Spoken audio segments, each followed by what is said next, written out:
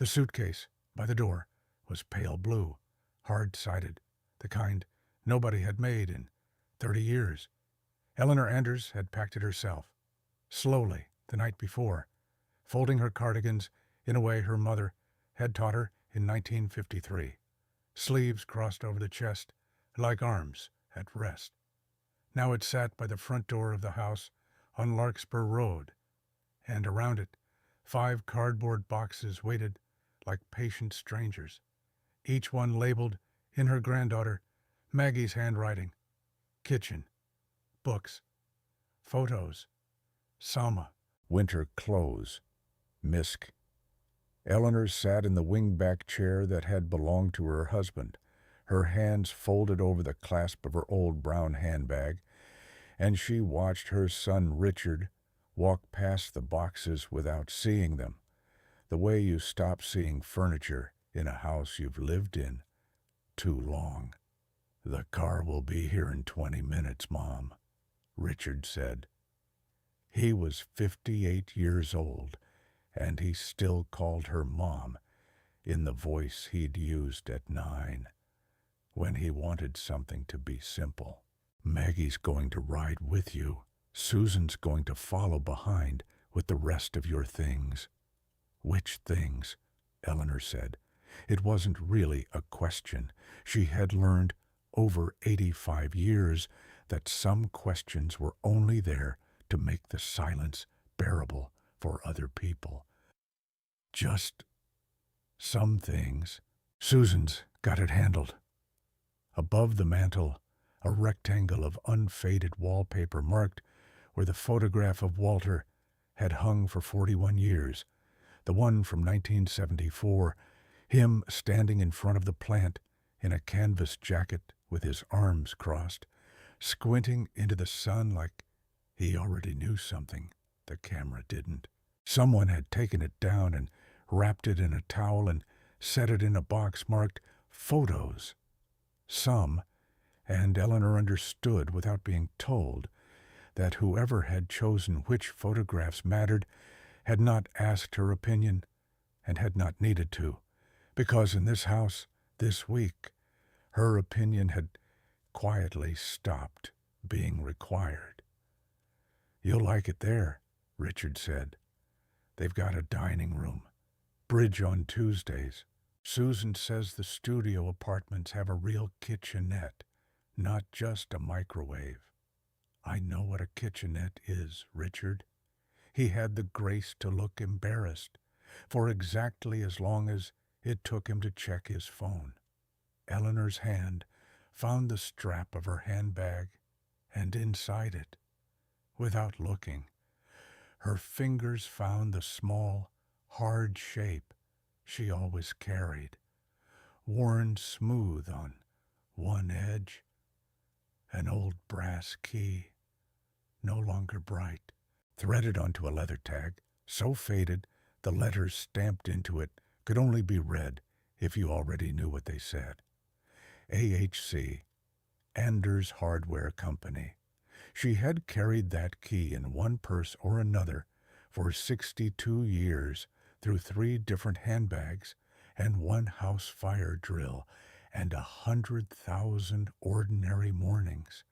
And not one person in this house, not her son, not her daughter, not her grandchildren, had ever once asked her what it opened. Her granddaughter Maggie came down the stairs 2 at a time, 30 years old, her father's chin and her grandmother's stubborn eyes, carrying 1 more box. "I found your recipe cards, Grandma, the ones in your mother's handwriting. I put them in with the kitchen stuff so they wouldn't get lost." "Thank you, sweetheart." Maggie crouched by the wing-back chair, the only person in the room who had, and looked at her grandmother's face instead of past it. "Are you doing okay?" "I'm doing what everyone has decided is best for me," Eleanor said, and there was no anger in it, which was somehow worse than if there had been. That's not quite the same thing, is it? Maggie didn't have an answer for that. Nobody ever did, when Eleanor put things plainly. It was Susan, the daughter, who came through with the last box, 16 months younger than Richard, and twice as careful never to raise her voice. And it was Susan who found the leather document case at the back of the hall closet, cracked, the color of an old saddle, tied shut with a strip of ribbon that had once been maroon. "What's this?" Susan held it up. "Should this go, or, Mom, is this important? Or can we just—" "It goes with me," Eleanor said, and something in her voice made even Susan stop. "It's just old papers, isn't it? We can have it copied if you—" "It goes with me, Susan." Susan said it, a little too carefully, on top of the pale blue suitcase, and did not ask again. Richard checked his phone. Outside, tires crunched on the gravel of the drive, and through the front window, Eleanor could see a black car idling, the kind that took people places without asking why. And she thought, not for the first time that week, that there was a particular kind of loneliness in being moved rather than consulted, in having your life relocated the way you'd relocate a piece of furniture that no longer suited the room. She stood, one hand on the arm of Walter's chair, and for a moment nobody in the room offered to help her, because they had all, without quite deciding to, begun treating her balance as something that would take care of itself, the way it always had. Maggie caught it half a second too late and reached for her elbow. "I've got it," Eleanor said, and she did.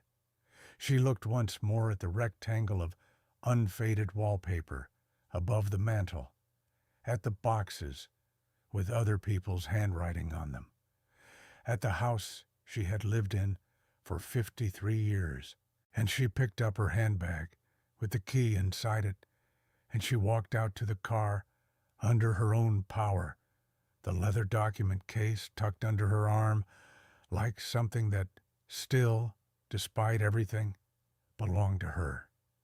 None of them.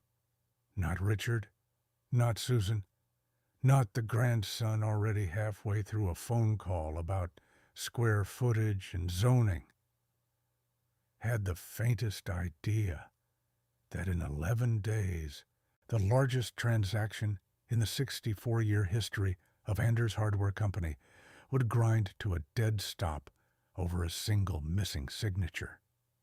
Hers, Millhaven, Ohio, in 1952, was a town of 11,000 people and one river, the Coshocton, which ran brown in spring and low and green by August, and along its eastern bank stood 3 brick mills that had made rope, then paper, then nothing at all, empty since the war.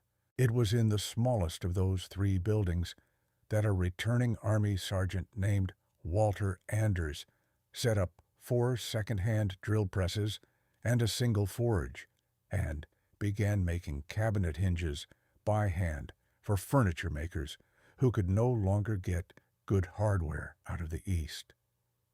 Eleanor Pruitt was 19 that year, working the register at Dietrich's drugstore on Main Street, and she met Walter Anders because he came in every Thursday for aspirin and black coffee, and she suspected even then, mostly to see her, he was 26, quiet in a way that some girls mistook for dullness, and Eleanor recognized immediately as attention. He didn't talk about himself much. He talked about steel gauges and hinge pins and how a door should swing without you ever having to think about it. And Eleanor, who liked precise people, found she liked him. They married in the spring of 1954 in the Methodist Church on 4th Street, and Eleanor moved into the house on Larkspur Road that Walter had bought with money he didn't quite have. And for the first several years of their marriage, she understood her role, as most young wives of that era understood theirs, to be separate from the business entirely. She kept his books at the kitchen table sometimes, in the evenings, because he asked her to, and because she had a gift for numbers that her school teachers had noted, and nobody had thought to develop.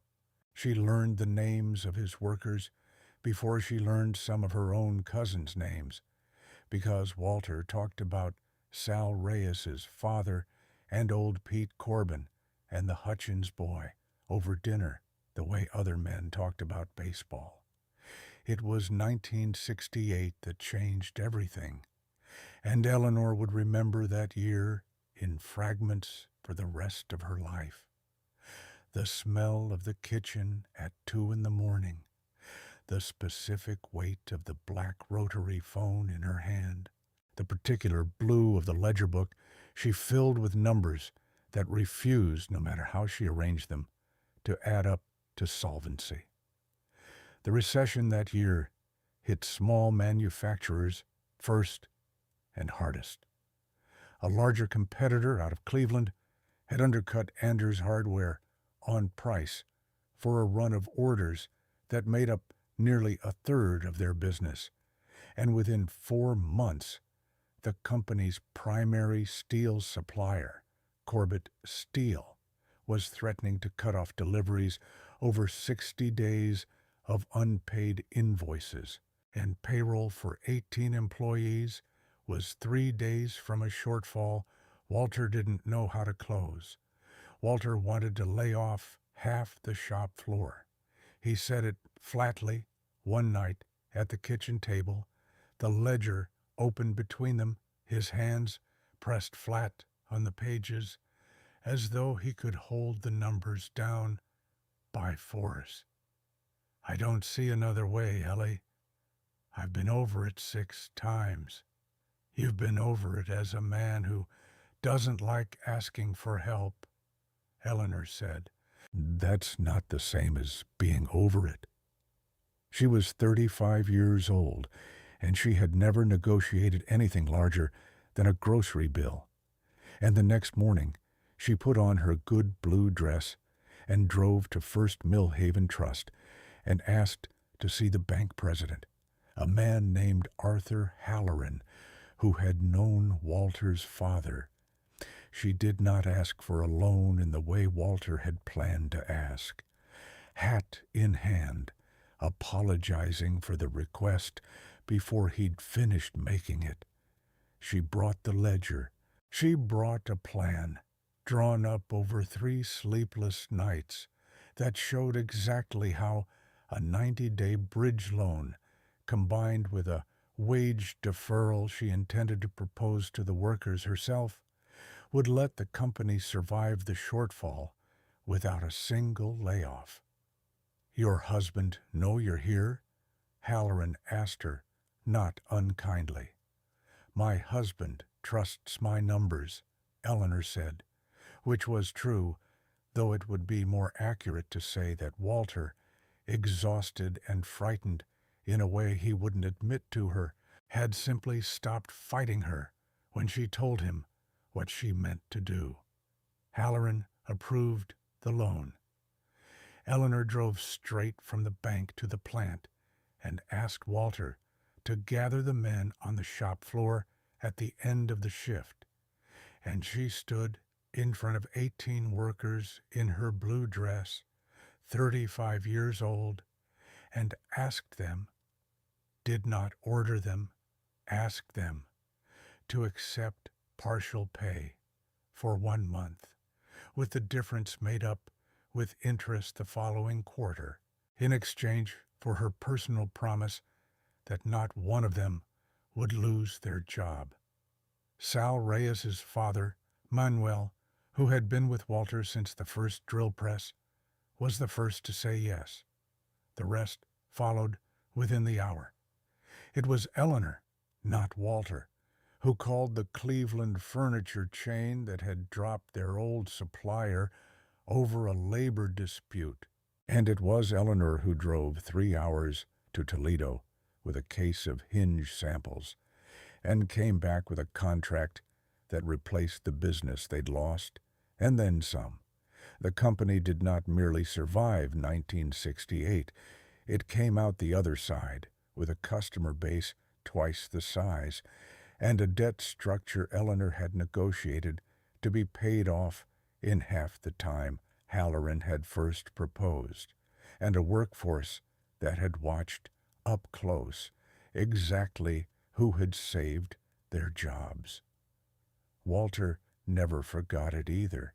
He was not a man who said much about feelings, but late one night that December, after the last of the loan payments had cleared, he sat across from her at the same kitchen table and said, "I want you to know something, and I only want to say it once, so listen close." Eleanor had waited. "This company is not mine. It was mine before. It isn't anymore. Whatever paper says otherwise, I want you to know I know the truth of it. You don't need to say anything, Walter. I know I don't need to. I'm saying it anyway." He'd reached across the table and put his hand over hers, rough and dry, the same hand that had learned to shape steel with a hammer before he ever touched a drafting pencil. "Don't ever let anyone move faster than the truth, Ellie. That's the only advice I've got that's worth passing on. People will always try to move faster than the truth when it's inconvenient to them. Don't let them." She had not understood that night that he meant to build that sentence into the architecture of the company itself. It would be 11 years before she understood exactly what he'd meant. There was a second crisis, smaller than 1968, but in some ways more instructive, that the family would not learn about until decades later. And it happened in the spring of 1974, the same year the photograph above the mantel was taken. A union organizing drive had begun quietly among the newer hires on the second shift, not because Anders Hardware treated its workers poorly. By the standards of the county, it did not, but because a larger plant 2 towns over had just unionized and won a raise, and word traveled fast along a river that connected 3 mill towns the way a party line connects 3 houses. Walter's instinct, when he heard about it, was the instinct of most small manufacturers of his generation. He wanted to hold a mandatory meeting, make clear the plant couldn't survive union wages, and let the workers understand what was at stake for their own jobs.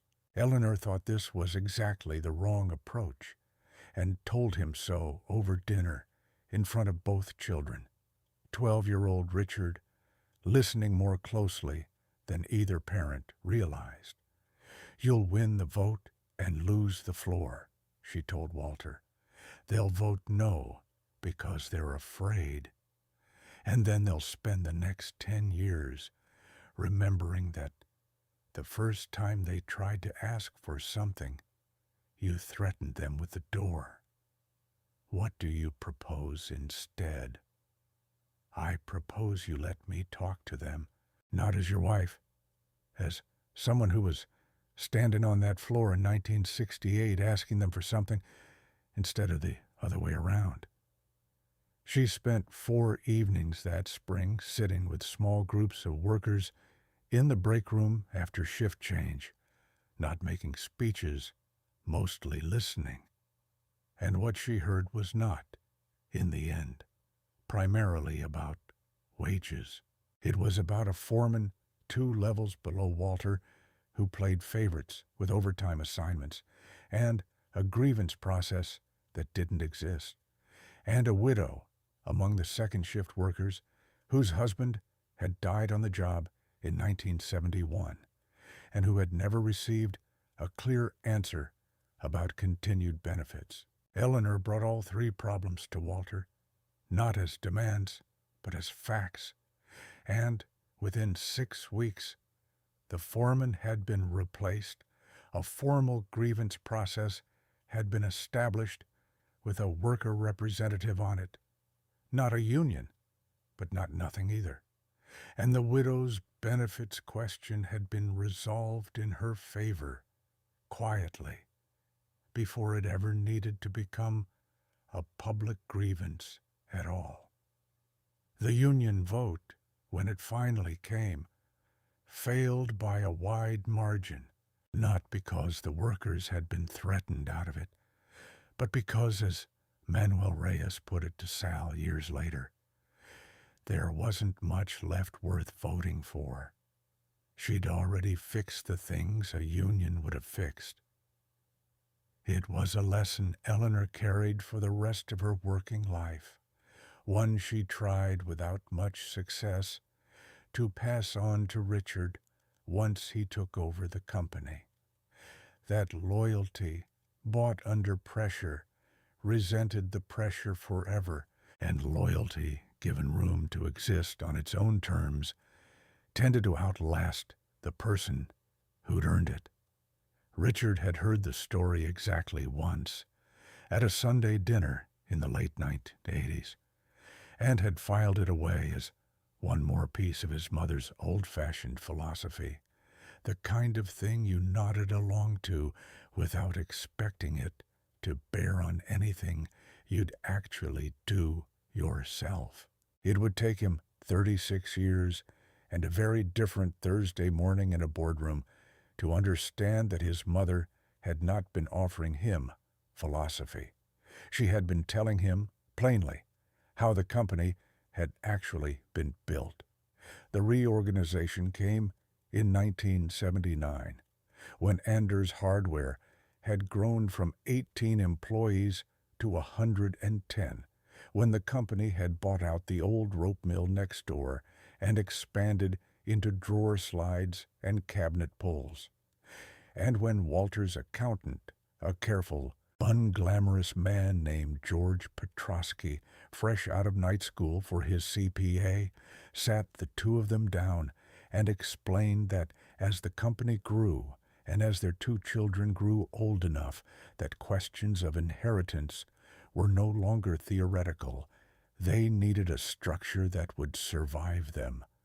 Most family companies fall apart in the 3rd generation, Petrosky told them, not unkindly, laying out diagrams on the kitchen table that Eleanor still, decades later, could have drawn from memory. Not because the business goes bad, because the family does. Everybody gets a piece, nobody agrees, and the thing that took 30 years to build gets sold off to pay for a fight. Walter had looked at Eleanor across the table, the same look he'd given her in 1968 when the ledger wouldn't add up, and said, "Tell him what you told me."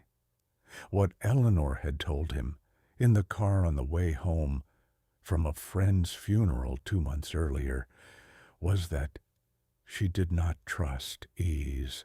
She did not trust how easily wealth, once it existed, made people believe they had always deserved it. And she did not trust that their children, whom she loved without reservation, would be immune to that particular kind of forgetting. Petrosky designed a structure that was, for a small manufacturer in rural Ohio in 1979, unusual but entirely legal, built on a template he'd studied from larger family enterprises back east. The company would issue 2 classes of stock: Class A shares, the overwhelming majority, 91% of total equity, would carry standard voting rights and would eventually be distributed among the children and, later, the grandchildren, along with all the economic benefit of ownership. Dividends, appreciation, salaries tied to executive roles. Class B shares, a smaller class, structured to represent 9% of total equity, but under a supermajority provision written directly into the company's articles of incorporation, holding controlling authority over an enumerated list of major corporate actions, would be placed in a trust. The Anders Family Continuity Trust. Eleanor would be named sole trustee for her lifetime, with a trust document specifying that trusteeship would only pass to a successor upon her death or a formal, notarized resignation, neither of which had ever occurred. The enumerated actions requiring Class B, meaning, in practice, Eleanor's approval were specific and, Petrosky had insisted, needed to be specific, or a future court would find the whole arrangement too vague to enforce. Any sale or merger of the company or a controlling interest in it, any liquidation or dissolution, any sale, transfer, or encumbrance of the original Millhaven facility or the 11 acres of riverside land on which it stood, and any single transaction or series of related transactions within a 12-month period, exceeding 40% of the company's total asset value. Nobody runs a company by committee, Walter had said when they signed it, and I don't want Ellie running this place day to day any more than she wants to. She never wanted the title. She wanted the truth to matter. This isn't about control for its own sake. It's a brake pedal. Every car needs one, even the ones that never plan on stopping. They had told the children in a general way, when Richard and Susan were teenagers, that your mother has a role in how the company is protected, language vague enough that a 15-year-old and a 14-year-old absorbed it the way children absorb most adult explanations, as background noise, unimportant next to school and friends and the ordinary business of growing up. Neither Richard nor Susan had ever read the trust document. Neither had their children, in turn. Over 4 decades, as Richard rose from the shop floor through sales and into the president's office after Walter's death in 2009, as Susan married Daniel Cole and moved 20 minutes away and settled into a life of school boards and charity luncheons, as grandchildren were born and grew and took their own jobs at or around the company, the fact of the Class B trust receded into something almost mythical, a piece of old-fashioned Anders family lore mentioned occasionally at Thanksgiving in the same breath as Walter's war stories, never examined, never questioned, and, crucially, never once triggered, because for 42 years no transaction had come close to the threshold that would have required Eleanor's signature. Until now. If you have someone like Eleanor in your life, a grandmother, a great aunt, an old neighbor whose best years everyone assumes are safely behind her, we'd love for you to write their first name in the comments below, or share one thing they did that you never fully appreciated until it was almost too late to say so. And if stories like this one about people who turn out to be far larger than the world gave them credit for are the kind of thing you want more of, we'd be grateful if you'd hit like and subscribe before we go on. Because Eleanor's story was only just beginning. The apartment at Willow Creek Assisted Living was 410 square feet, and on her first night there, Eleanor lay awake and catalogued, without meaning to, everything the room did not have. It did not have the particular creak of the third stair on Larkspur Road. It did not have the sound of the furnace kicking on at 11, a sound she had fallen asleep to for 53 years, and that had become, somewhere along the way, indistinguishable from the sound of safety itself. It did not have Walter's chair, though Maggie had fought, quietly and successfully, to get one photograph of him placed on the dresser, the 1974 one, from in front of the plant, finally unwrapped from its towel. Through the wall, she could hear another resident's television, tuned to a rerun of a game show, laughter at intervals that had nothing to do with her own life, and she lay in an unfamiliar bed in a room the size of her old kitchen, and understood with a clarity that surprised her that she was not frightened. She was furious, in a low-banked way that had nowhere yet to go, and underneath the fury was something colder and more clarifying. She had spent 6 decades avoiding confrontation with her own children because she had believed, genuinely believed, that a family that stayed comfortable together was worth more than a family that was occasionally uncomfortably correct. She had let small disrespects pass. The phone calls that went to Richard first, and to her second, or not at all. The way Susan had started making appointments for her without asking which doctor she preferred. The Christmas 2 years ago, when nobody had asked where she wanted to sit. She had told herself that silence was generosity. Lying in that narrow bed on her first night at Willow Creek, she allowed herself, for the first time, to wonder whether silence had simply been the exit her family found most convenient, and whether she had built it for them herself. The leather document case sat on the small dresser, unopened, next to the photograph of Walter. She did not need to open it.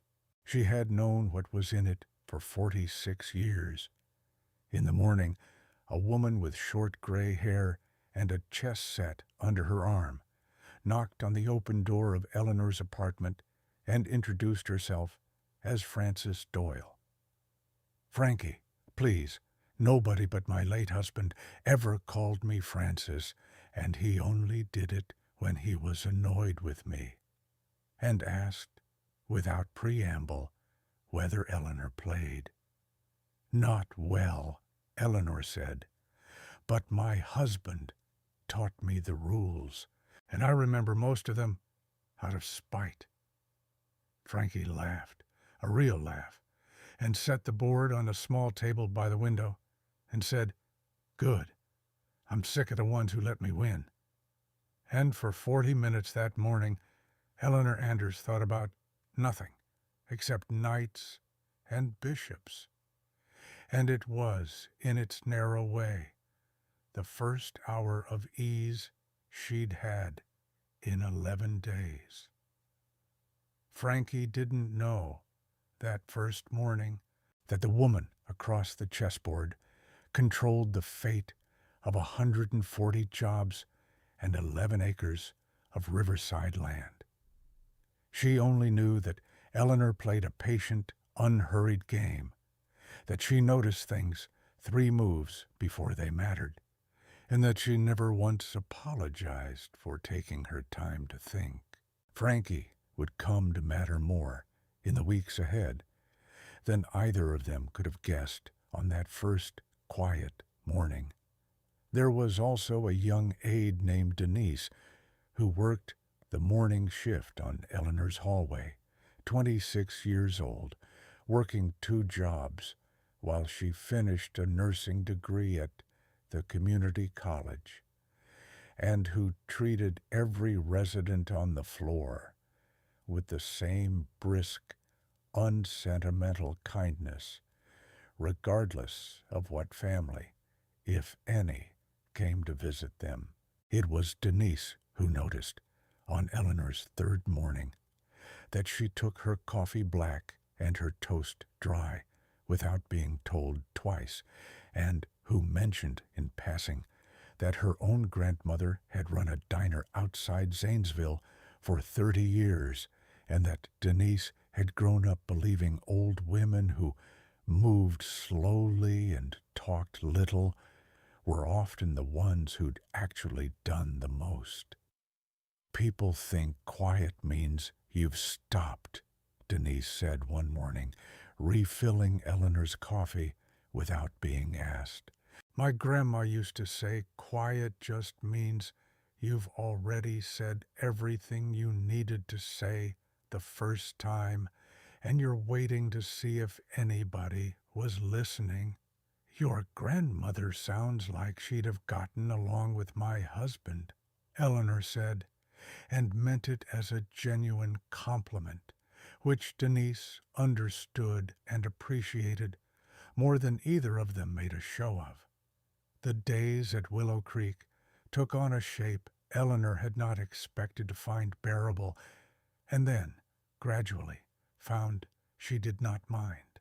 Breakfast at 7:30 in a dining room with tablecloths that were replaced twice a week, and a coffee that was, Eleanor privately judged, slightly better than what she'd made herself for the last decade. Chess with Frankie on Tuesday and Thursday mornings, and on the mornings between, a walk down the east hallway to the small library room where she had begun, almost without noticing, rereading Walter's old paperback westerns, the ones she'd packed into the misc box without really deciding to bring them, and finding in their familiar, uncomplicated plots a kind of rest her mind hadn't gotten in years. In the afternoons, most days, she sat by the window in her small apartment with the leather document case, unopened, on the table beside her.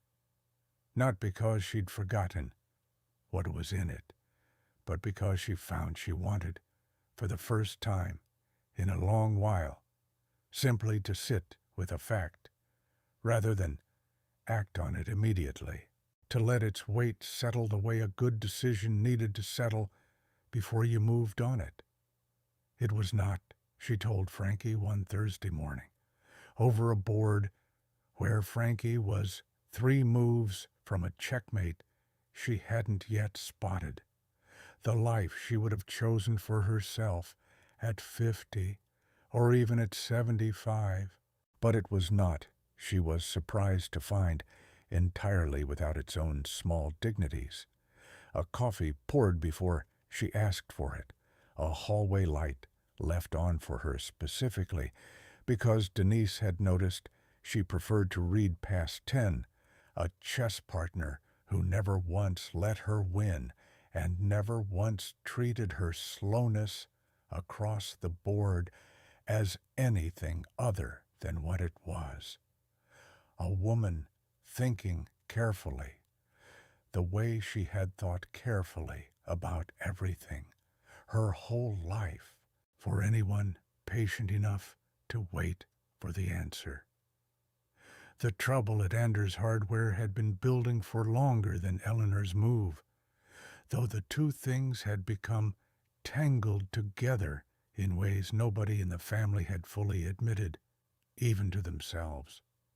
For 3 years, the company had been in quiet, then increasingly serious, conversation with Priam Capital Partners, a private equity firm out of Columbus that specialized in what its own marketing materials called legacy industrial consolidation, buying up small, profitable, undercapitalized manufacturers, folding their production into larger regional facilities, and selling off the original real estate. Richard, as president, had first taken the meeting 3 years earlier, mostly out of curiosity, and had come away, he told himself, simply gathering information. But it was his son-in-law's nephew. No, it was his own nephew, Tyler Cole, Susan and Daniel's son, 29 years old, and the company's newly minted director of strategy, who had pushed the conversations from curiosity into momentum. Tyler had an MBA from a program that liked to talk about unlocking value, and he was, in fairness to him, not wrong that Anders Hardware had real problems. Margins on cabinet hardware had been squeezed for a decade by cheaper Asian manufacturing. The plant on the river was 72 years old in places, its oldest wing dating to the original mill building, and needed millions in capital investment that the company's modest profitability didn't easily support. Tyler's pitch, made first to Richard and then to the small executive team, and eventually, with growing confidence, to extended family at a Sunday dinner that had turned unexpectedly into a business meeting, was elegant in the way that dangerous ideas often are. Sell the whole operation to Priam, who would consolidate Anders' production into a modern facility they already operated 40 miles away in Zanesville, and the resulting payout, split among the Class A shareholders, would set every branch of the family up for a generation. Richard would receive an 8-figure sum. Susan and Daniel's household would clear enough to retire outright. Even Maggie, who worked in the company's small logistics office and held a modest Class A allotment from her grandfather's estate, would receive more money than she'd see in 15 years of salary. It's not sentimental to want out from under a building that's falling apart, Tyler had said at that Sunday dinner 3 weeks before Eleanor moved. Grandma built something real. I'm not saying she didn't. I'm saying the smartest thing we can do with what she built is turn it into something that actually protects this family instead of a 110-year-old furnace and a roof that leaks in the northeast corner. Eleanor, seated at the end of the table, had said only, "The furnace is 72 years old, not 110, and it hasn't leaked since we fixed the flashing in 2019. Tyler had smiled the particular smile of a young man who believes he is being patient with someone. "That's exactly what I mean, Grandma. You know every detail of a building that's costing us money every single quarter. I love that about you. I do. But loving a building isn't a business strategy." Nobody at that table had asked Eleanor what she thought of the deal itself, only absorbed politely her objection to being corrected about a furnace, and moved on. It was the last business conversation she was invited to before the family decided, over a series of private discussions she was not part of, that Willow Creek would be what's best for her, decided in no small part by Tyler's quiet argument to his mother that Eleanor's presence in the house and her presence at the plant on the rare mornings she still visited was complicating things with the older employees, some of whom still walked past Richard's office to knock on the door of the small room down the hall that everyone still called, out of habit, Mrs. Anders's office, even though she hadn't used it daily in over a decade. The disrespect that preceded the move had never announced itself as disrespect. It had arrived over the 2 years before Eleanor packed the pale blue suitcase in increments so small that any one of them, examined alone, could be explained away as ordinary caution or busyness or love. It began, if it could be said to have a beginning at all, with the mail. Susan had started stopping by Larkspur Road on Tuesdays to help sort through the bills, a kindness at first, until Eleanor noticed that certain envelopes, anything from Petrosky and Wren, anything with the company's return address, had begun arriving already opened, already read, sometimes already answered on her behalf by Susan, or once by Richard's assistant, with Eleanor's signature approximated from a scanned copy of an old check. Nobody had asked her permission for that. Nobody had thought to. It continued at the plant, where Eleanor had, for decades, kept the habit of stopping by on the first Friday of each month, walking the floor, greeting workers by name, sitting for 20 minutes in the small office down the hall that still bore her name on the door, though she used it only a few hours a month. Sometime in the year before the move, those Friday visits had begun to draw a particular kind of concern from Tyler, who mentioned to his mother, and eventually to Richard, that some of the older floor employees got distracted when Mrs. Anders came through, stopping work to talk to her, and that it sent a mixed message to newer hires about who was actually in charge.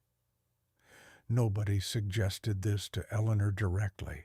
Instead, her Friday visits were quietly rescheduled, rerouted, shortened, until they simply stopped, replaced by a standing invitation to the company holiday party, of course, and anything else you'd like to attend that somehow never specified a date early enough for her to plan around.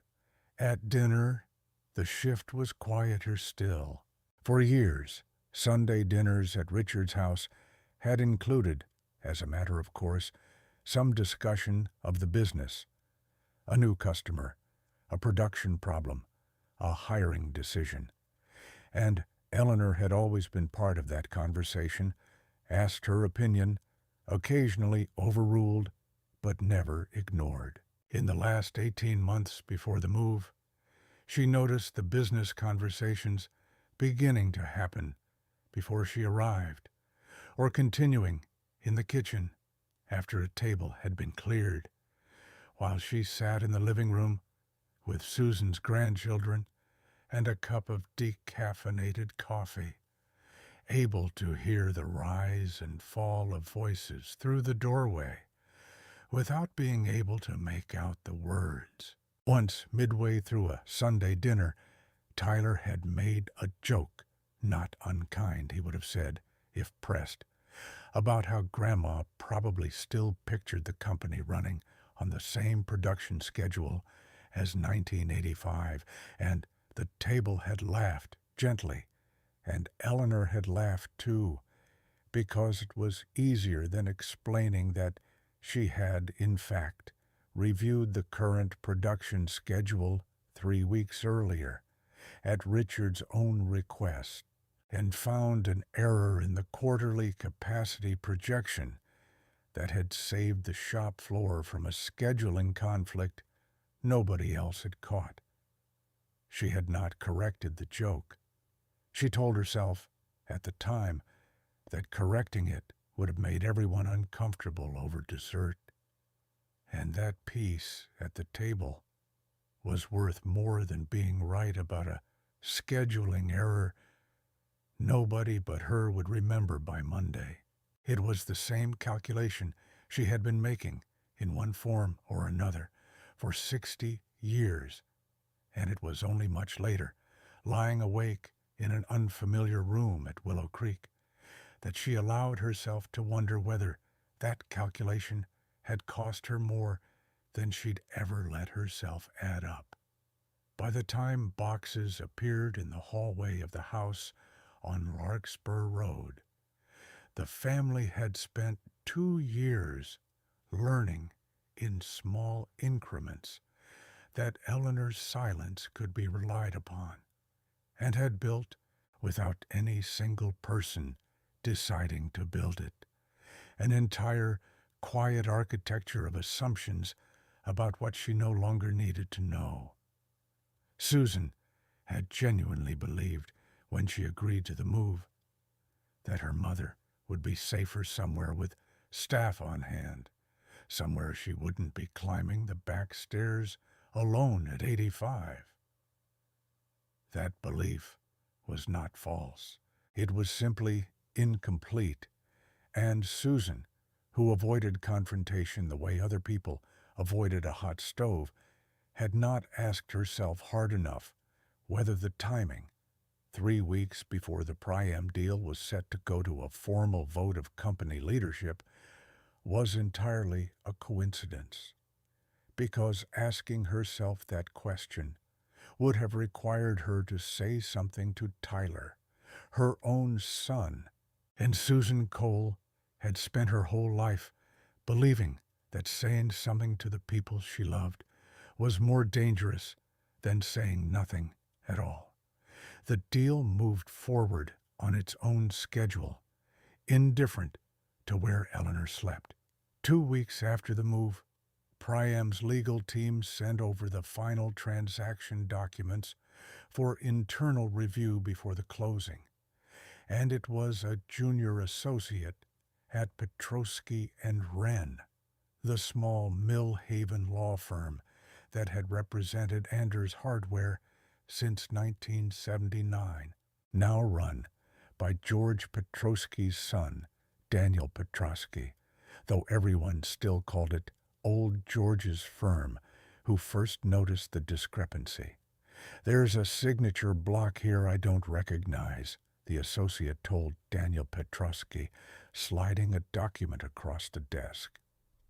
"It says the transaction requires approval of Class B shareholders in addition to the board resolution. I didn't even know there was a Class B." Daniel Petrosky had, in fact, known there was a Class B. He had grown up hearing his father mention the Anders Trust, the way other children heard about a distant relative's odd will, a piece of family furniture nobody moved because moving it had simply never come up. But he had been 11 years old when his father drew up the documents in 1979. And in the 30 years since he'd taken over the firm, no transaction at Anders Hardware had ever approached the size that would trigger it. He had, if he was honest with himself, half forgotten it existed. He pulled the original 1979 file from deep storage. His father had kept meticulous physical records, boxes of them, in a climate-controlled room above the office that Daniel rarely had cause to visit. And by the end of that afternoon, he was sitting very still at his desk, the original trust instrument open in front of him, understanding exactly what it meant and exactly whose signature the entire Priam transaction now required. He called Richard the next morning. "I need you to come in," Daniel Petrosky said. "Not a phone call, in person." Is something wrong with the closing timeline? Richard, I need you to come in. Richard arrived at 11 that morning, still in his golf shirt from a meeting he'd cut short, and Tyler, invited along at Richard's insistence, because Tyler had been managing the deal's daily details, came with him. Daniel Petrusky did not waste time on pleasantries. He laid the 1979 trust instrument on the conference table between them and said, "Your father set up a dual-class share structure when the company reorganized. 91% Class A. That's what you and your family have always held and traded. 9% Class B held in a trust, and your mother is the trustee for her lifetime. The trust requires Class B approval for any sale or merger of the company, and specifically, Richard, for any transfer of the Millhaven facility or the Riverside acreage."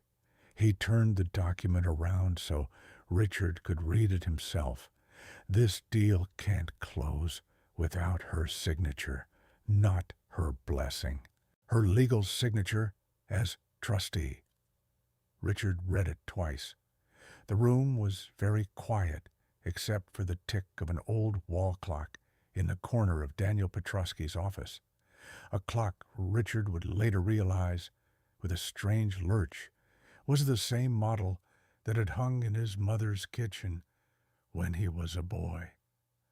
The same brand, the same face, the same second hand, moving in the same unhurried way, as though time in Millhaven had simply decided in certain rooms to keep pace with Eleanor Anders and nobody else. "This is 9% of the company," Tyler said, leaning over the table, and Richard could hear, underneath the words, the effort it was taking his nephew to sound calm. 9% doesn't control a $140 million transaction. That's not how corporate law works. It is when the 9% was structured that way on purpose, Daniel Petrusky said. "This isn't ambiguous, Tyler. I wish it were, for your sake, because then we'd have room to argue. We don't. Your grandfather built this to be airtight. My father made sure of it. What do you think the family found out next? Do you think they assumed Eleanor's shares were mostly ceremonial? A nice gesture from an old-fashioned husband? Nothing that could actually stop a modern deal? Or do you think somewhere in the back of someone's mind they'd always half known and simply chosen not to look too closely? Tell us your guess in the comments, and if you're enjoying this one, go ahead and like the video and subscribe now. We're just getting to the part where the family has to reckon with exactly how much they'd forgotten. They tried over the following week to find a way around it. Tyler spent 2 sleepless nights combing through the trust language with Priam's outside counsel, looking for an expiration clause, a sunset provision, anything that might have quietly lapsed in 46 years. There was none. The trust had been drafted deliberately, without a term limit tied to anything except Eleanor's life or her own signed resignation.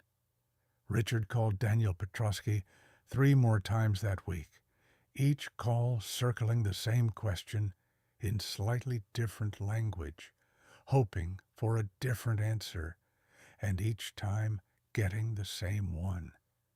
The deal needed Eleanor's signature, or it did not close.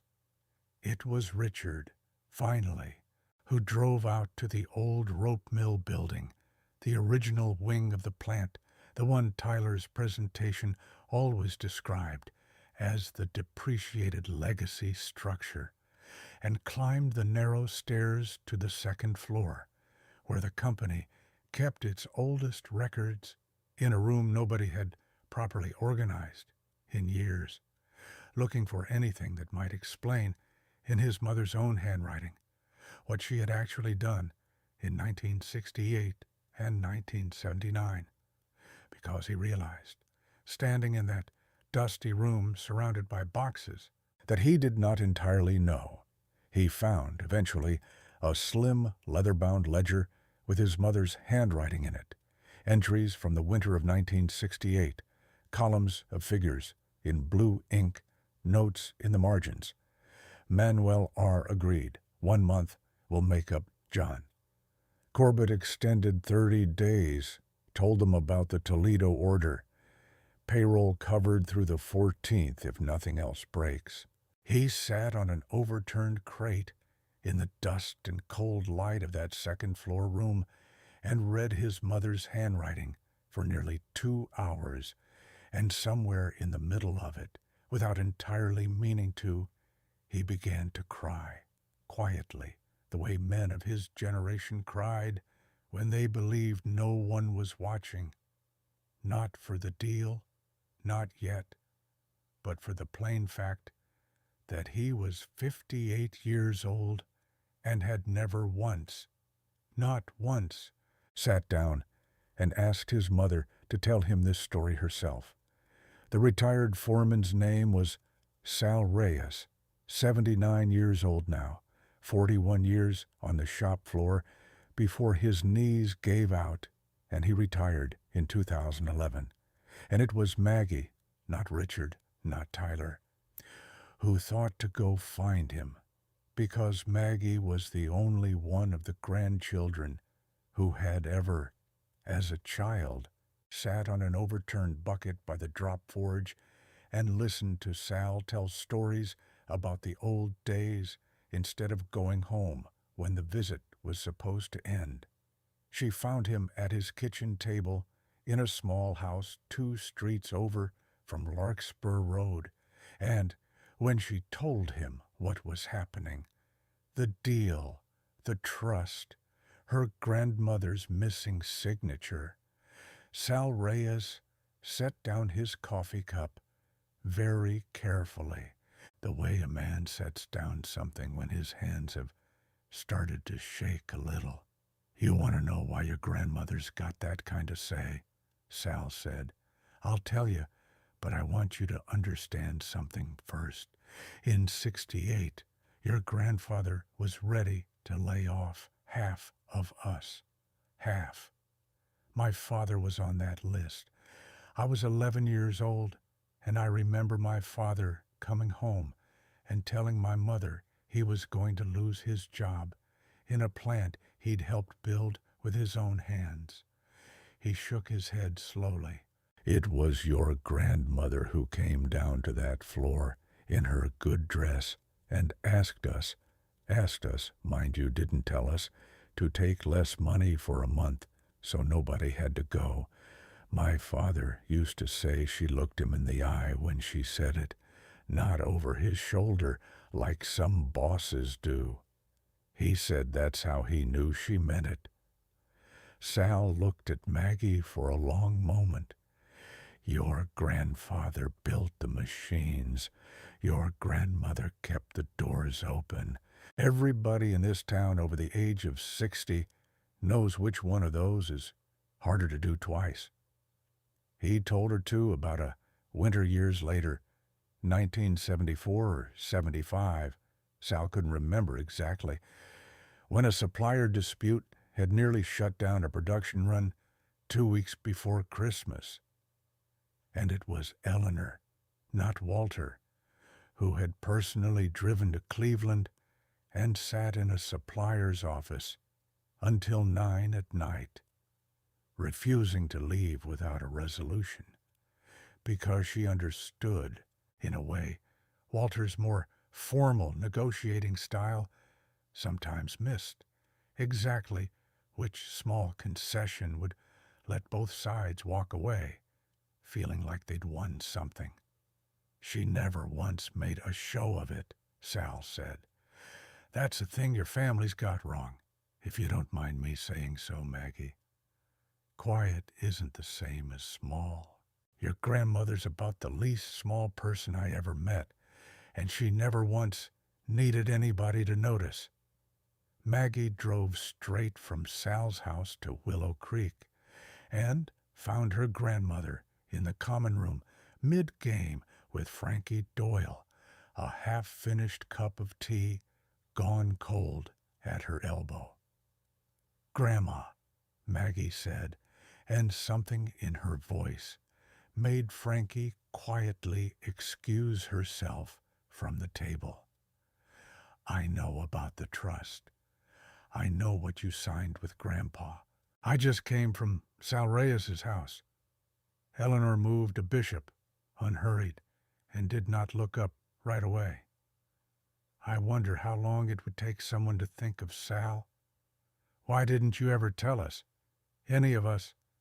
Dad's been running that company for 15 years, and he didn't even know." "Your grandfather and I decided a long time ago that the paper should do its work quietly," Eleanor said. "We didn't build it as a trophy, Maggie. We built it as a brake pedal. You don't advertise a brake pedal. You just make sure it works when you need it." She finally looked up. "I never expected to need it. I hoped very much that I never would. Are you going to sign it? The Priam deal?"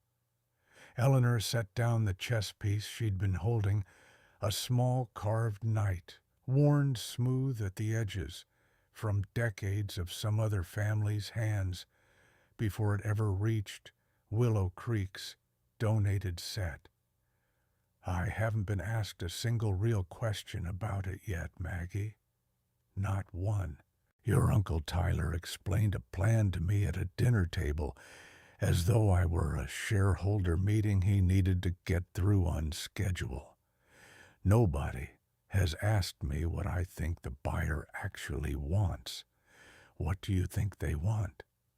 Eleanor was quiet for a moment, and when she spoke again, her voice had the same unhurried, precise quality Sal Reyes had described from 1968, a woman who had learned 6 decades earlier that the people who moved fastest were rarely the people who had thought most carefully.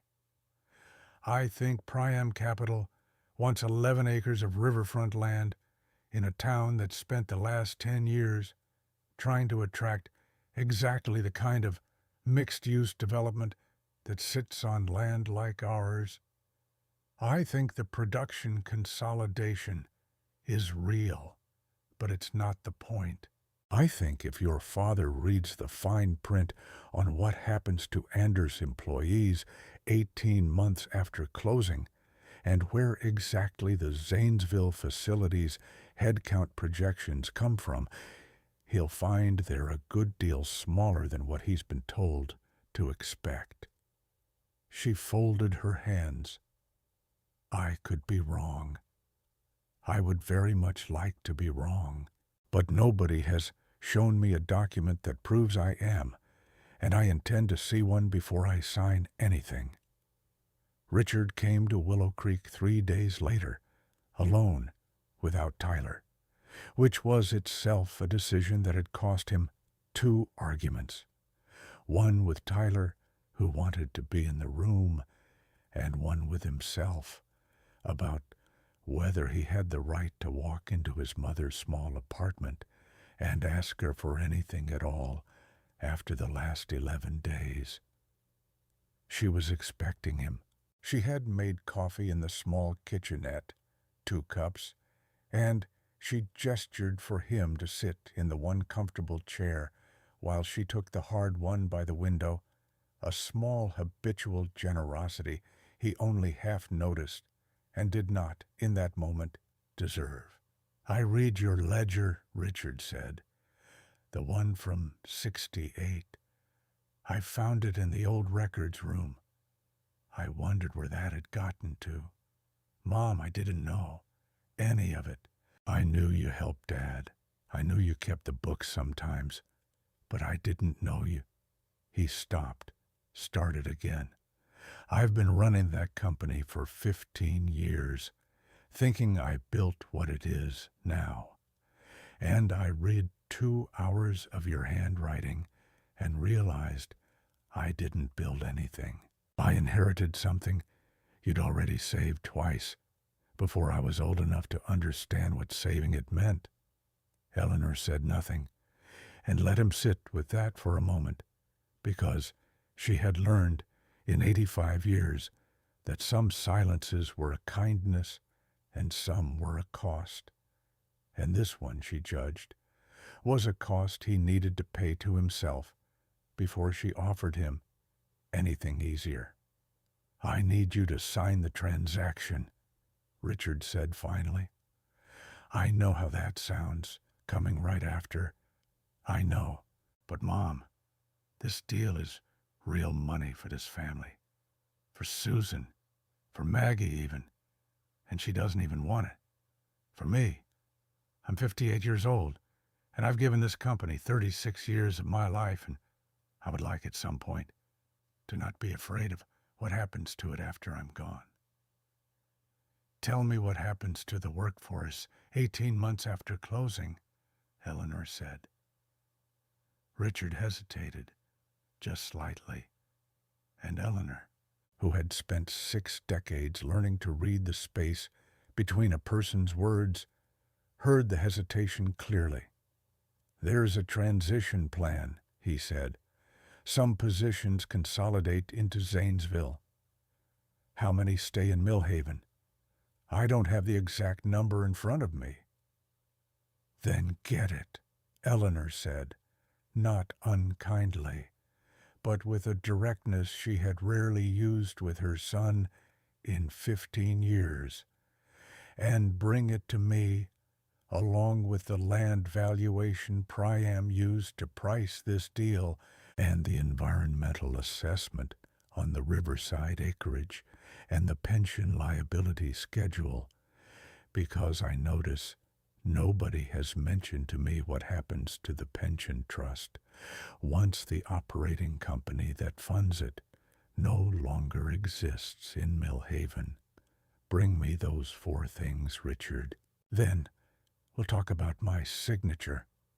It took Richard 9 days to assemble what she'd asked for, partly because Priam's team was slow to release the underlying numbers, and partly, Richard admitted to himself somewhere around day 6, because some part of him had been afraid of what he'd find once he actually went looking with his mother's questions instead of Tyler's answers. What he found was this. The transition plan Tyler had described to the family as most positions consolidate. In fact, projected retaining only 31 of the plant's 142 current jobs in any Ohio facility after 18 months, with the remainder either eliminated or offered relocation to Zanesville at wages Priam's own internal memo buried 9 pages into an appendix, projected most workers would decline.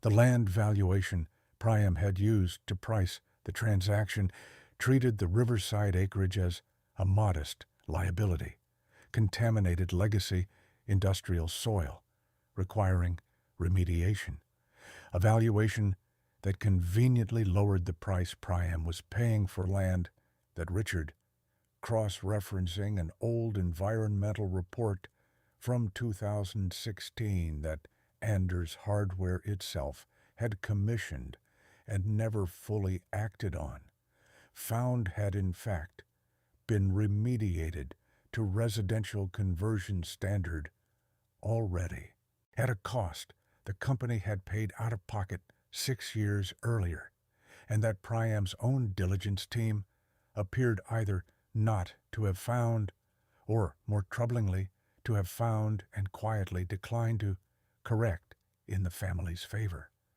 and the pension trust, a modest but real fund covering 41 retirees, including Sal Reyes, had no explicit successor funding commitment in the transaction documents at all. It would, on paper, simply become the responsibility of a holding entity Priam had not yet finished forming, one with no other assets. Richard laid all 4 documents on Eleanor's small kitchenette table on a Tuesday afternoon and did not try to argue any of it away.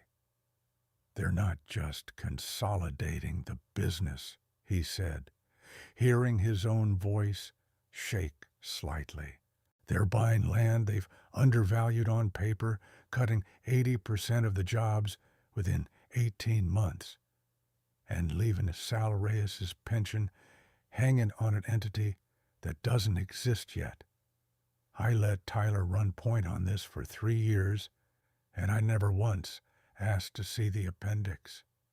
You believed your nephew because you wanted the deal to be simple," Eleanor said. "That's not a crime, Richard. It's just not enough when you're the one whose name is on the door. What do I do?" "You call a meeting," Eleanor said. "A real one.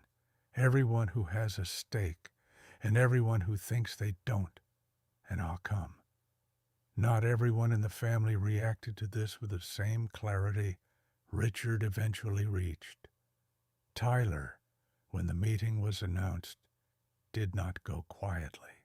He drove to Willow Creek himself 2 days before the scheduled meeting and sat across from his grandmother in the same small chair Richard had used and tried, in the confident, faintly pleading tone of a young man who has never once had to seriously imagine losing an argument, to explain to her why she was wrong.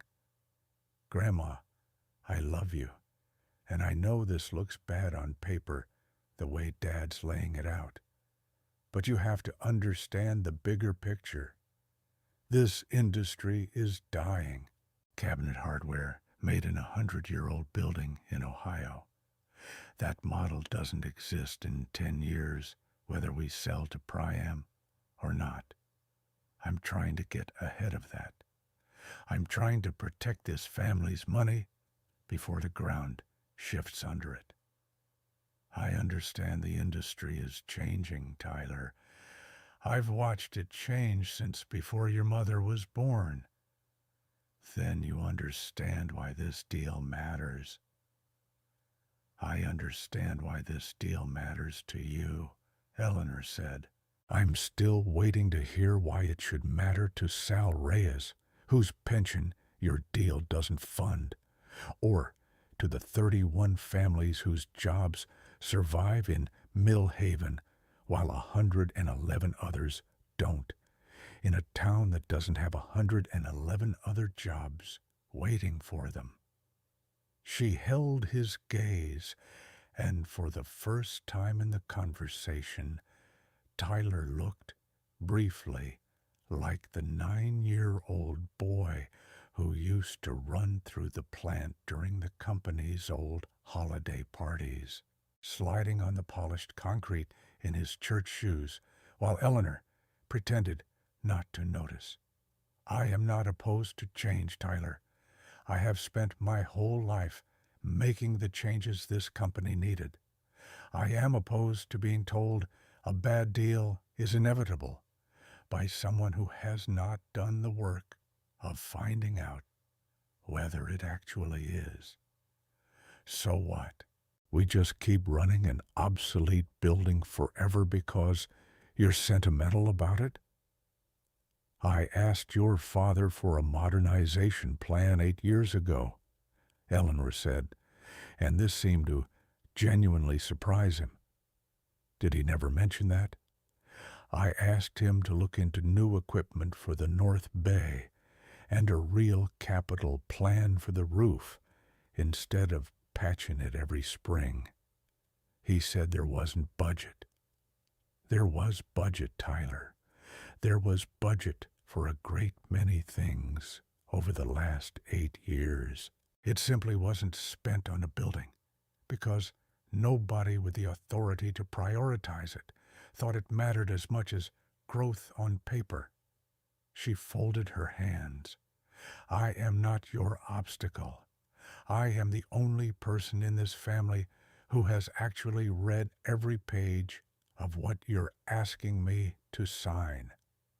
Tyler left Willow Creek that afternoon without the answer he'd come for, and sat in his car in the parking lot for 11 minutes before he could make himself drive home, turning over, for the first time in 3 years, the possibility that the deal he had built his entire professional identity around might not survive contact with someone who had simply, unglamorously, done more homework than he had. Susan came the next day, alone, and her visit went differently than either of the men's had. She did not bring documents. She sat across from her mother, and after several minutes of the kind of small talk that both of them recognized as delay, she said quietly, "I knew, Mom, about the timing. Moving you before the vote. I told myself I didn't, but I knew, and I let it happen because it was easier than asking Tyler what he was really doing, and easier than asking myself why it felt so convenient." Eleanor let the silence hold for a moment, the same kind of silence she had used with Richard, though something in her face was gentler with her daughter because she recognized in Susan's confession the same flaw she had spent 6 decades cultivating in herself. "You've spent your whole life believing that not saying something protects the people you love," Eleanor said. "I understand that better than you might think, Susan. I raised you watching me do exactly the same thing at your father's table for 40 years. I let 100 small unfairnesses pass because I thought peace was worth more than being right about them. I am 85 years old, and I only started questioning that 11 days ago, standing by a suitcase in my own front hall." She reached across and took her daughter's hand, weathered fingers over softer ones. "It cost me something, that habit. I think it may have cost you something too. I'm not angry that you were afraid to say something to Tyler, Susan. I'm sorry that fear was ever the family inheritance I passed down alongside everything else." Susan cried, then, in a way she hadn't allowed herself to, in front of her mother since she was a teenager. And Eleanor did not tell her it was all right, because it was not entirely all right. Not yet. But she held her daughter's hand until the crying slowed, and that, for the moment, was its own kind of answer. The meeting was set for a Thursday morning in the old boardroom on the second floor of the main plant building, a room with a long oak table Walter had bought second-hand from a bankrupt insurance office in 1981, and that the family had never once discussed replacing, its surface scarred with 60 years of coffee rings, and near one corner a small worn patch where Walter used to rest his forearm during long meetings. Eleanor arrived at 9:15, 15 minutes early, with Maggie driving her, and it took her longer than it once would have to climb the narrow staircase from the plant floor to the boardroom. The elevator installed for visitors was on the other side of the building, and Eleanor, with a small, private stubbornness, chose the stairs, one hand on the rail, Maggie a half step behind in case she was needed. though she wasn't. At the top of the stairs, she paused for a moment, breathing, and Sal Reyes, invited by Richard at Eleanor's specific request, was there to open the boardroom door for her, an 85-year-old woman and a 79-year-old man who had between them survived more of this company's history than everyone else in that room combined. The rest of them were already seated. Richard at the head of the table, where he'd sat for 15 years. Susan beside him. Daniel Cole across from her looking as though he wished to be anywhere else. Tyler at the far end with a slim leather folio he did not open, and two representatives from Priam Capital in dark suits that made the old boardroom's scarred oak table look, for the first time in Eleanor's memory, like exactly what it was. A relic in a room full of people, uncertain whether relics still had the right to matter. Through the boardroom's single tall window, Eleanor could see the north bay of the plant below, and past it, the slow brown ribbon of the Coshocton, and she was aware, the way she had always been aware in that building, of the low, constant vibration that ran up through the floor from the drop forge 2 levels down, a hum so familiar to her that most days she no longer consciously heard it, the way a person stops hearing their own heartbeat. But that had returned to her, sharp and immediate, the moment she'd climbed those stairs. It was the same vibration she'd felt through the soles of her shoes in 1968, standing in her good blue dress in front of 18 frightened men. It was, she thought, the closest thing this company had to a pulse, and she found it steadying in a room where very little else was. Nobody offered to move to a different chair when Eleanor entered, and she did not ask them to.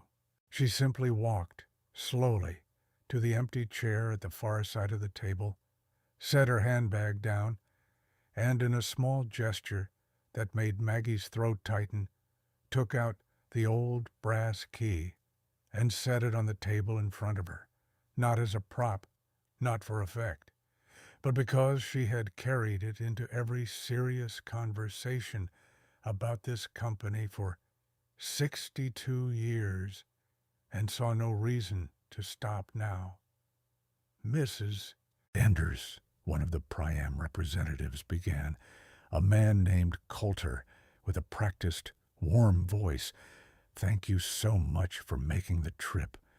We understand you might have some questions about the transaction, and we're absolutely happy to. I have 4 questions, Eleanor said, and then I'll tell you what I intend to do. The room went quiet in the particular way rooms go quiet when the person speaking has, without raising her voice at all, made it clear she does not intend to be interrupted. First, your transition memo projects 31 retained positions in Ohio after 18 months. Not the most positions, my son was led to believe. I'd like you to confirm that number, on the record, to everyone at this table, including the 2 family members who apparently were not shown it. Coulter's colleague glanced at him. Coulter said carefully, the final head count is still being finalized, but the range we've modeled is consistent with what you've described, yes. Second, your valuation of the riverside acreage treats it as contaminated industrial land, requiring remediation. I have a 2016 environmental report commissioned and paid for by this company, showing that remediation was already completed to residential conversion standard. I'd like to know whether your diligence team simply missed that report or found it and chose not to adjust your offer. Coulter did not answer immediately, and his silence answered for him. Third, the pension trust covering 41 retirees, including Mr. Reyes, seated here beside me, has no funding commitment in your transaction documents beyond a holding entity that does not yet legally exist. I'd like to know what happens to those 41 people if that entity is never adequately capitalized. We would, of course, intend. I asked what happens, not what you intend, Eleanor said, and Coulter closed his mouth. Fourth, and last, I'd like to know what Priam Capital plans to do with 11 acres of remediated riverfront land in a town actively courting mixed-use redevelopment. Once the manufacturing operation you claim to be preserving has been reduced to 31 jobs. I don't need you to answer that one out loud. I think everyone at this table already knows the answer, and I think most of them have known it for longer than they've admitted to themselves. The silence that followed lasted nearly 30 seconds, an eternity in a room like that. And it was Richard, finally, who broke it. I'm not signing off on this transaction, he said. And Eleanor watched her son say it, watched the effort it cost him. 36 years of ambition and inheritance and fear of losing what he'd built colliding in real time with the plain arithmetic his mother had just laid on the table. Not like this, not with those numbers. Tyler started to speak, stopped, and Eleanor turned to him, and her voice, when she addressed him, was not cruel, though it did not spare him either. Tyler, I want to be very clear about something, because I think it matters more than any of these numbers, she said. I do not believe you are a bad person. I believe you are 29 years old, and you were handed a very persuasive story by very persuasive people who profit from you believing it. And you did not do the work of checking whether the story was true before you built your name around it. That is a mistake, not a sin, but it is a mistake you have 3 years invested in not admitting. And I would like you to admit it today in this room, because the alternative is that 111 families lose their livelihoods so that you don't have to say the words, "I was wrong." Tyler did not say anything for a long moment.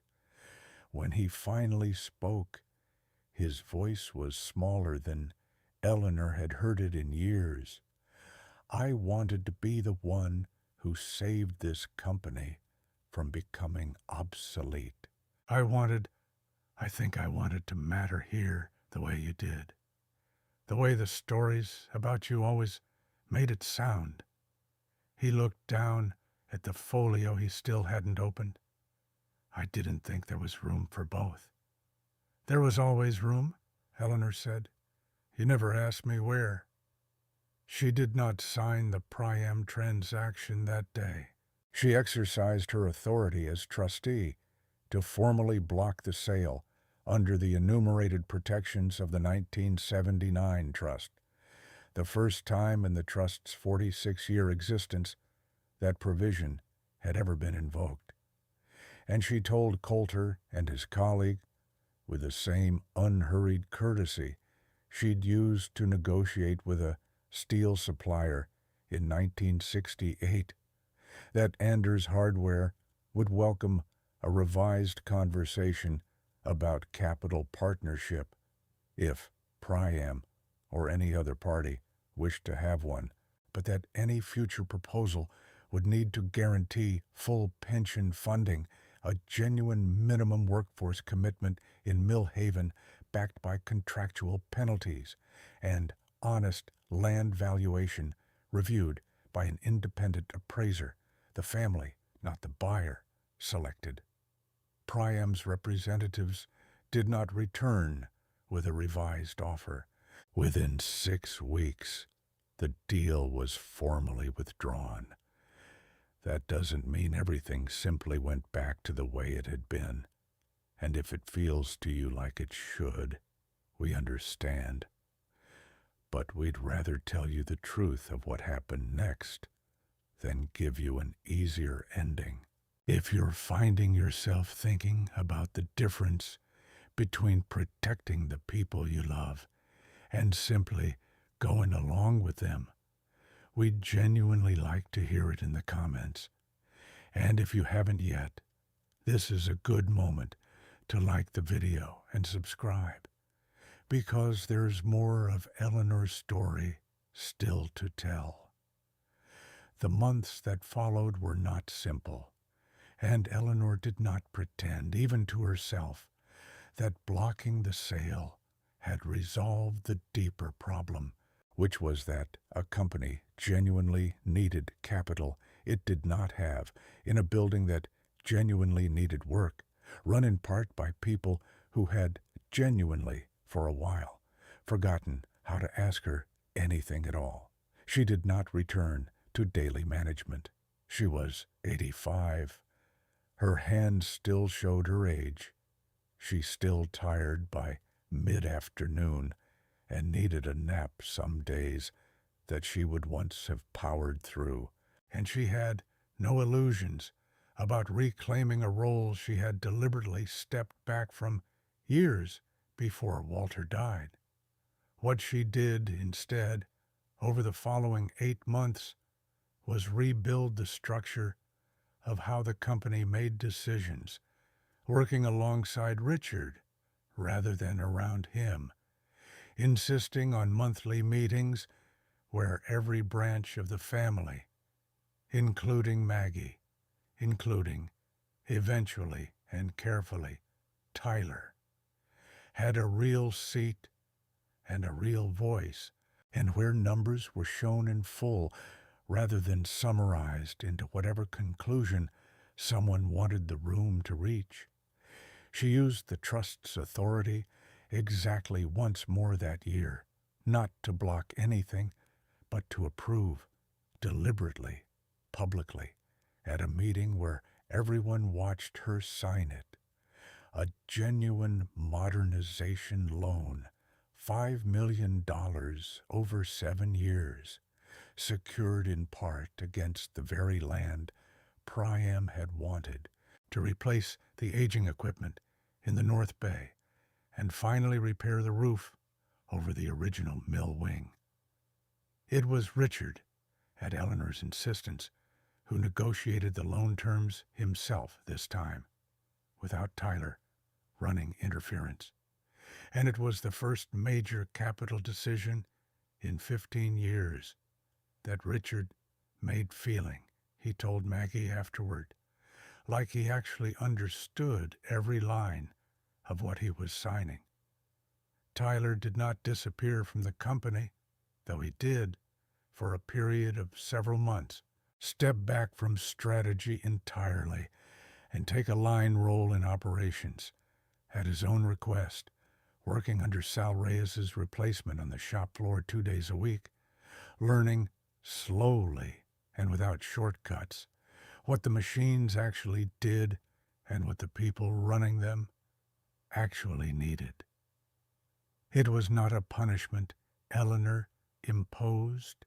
It was, Maggie later understood, something closer to an apology Tyler imposed on himself, a decision Eleanor neither encouraged nor discouraged, though when he came to her 6 months later with an actual modernization proposal, smaller, more honest, grounded in real numbers instead of a consultant's slide deck.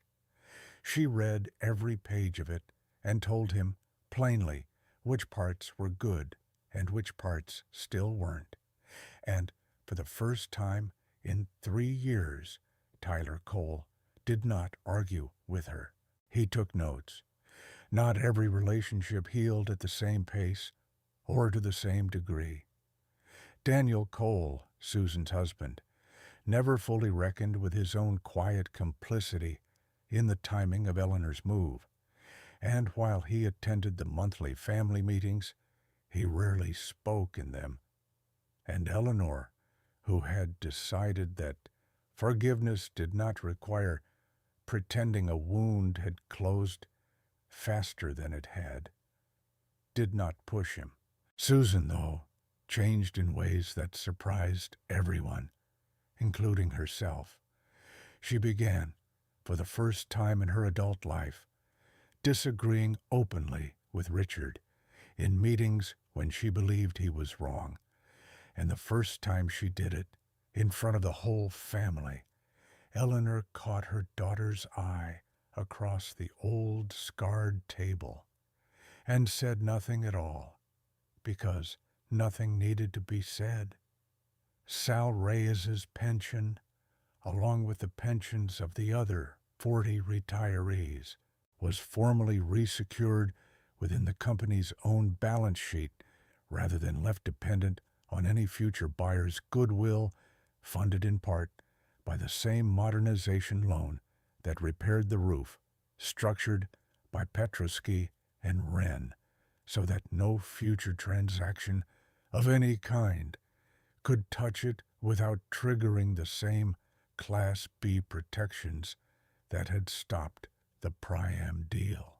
Sal came to the signing at Eleanor's invitation and stood next to her while Richard signed the paperwork, and afterward, in the parking lot, he told Eleanor that his father, dead now 30 years, would have wanted to shake her hand, and Eleanor said that Manuel Reyes had shaken her hand once, in 1968, in a room much like the one they'd just left, and that she remembered it more clearly than she remembered most of what had happened since.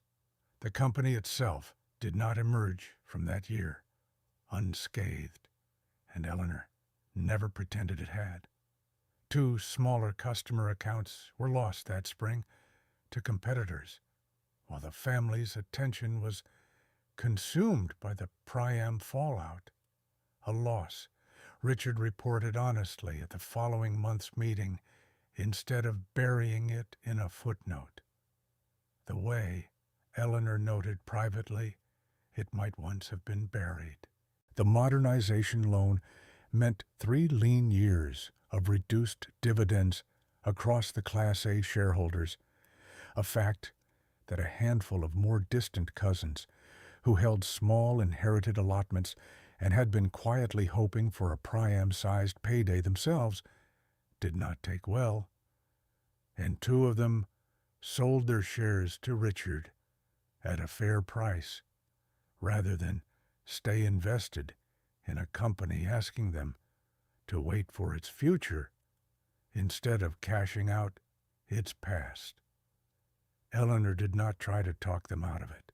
Not every relative needed to want the same things she wanted, and she had learned that year above all others the difference between people who stayed because they loved what the company was, and people who had only ever loved what it might someday be worth.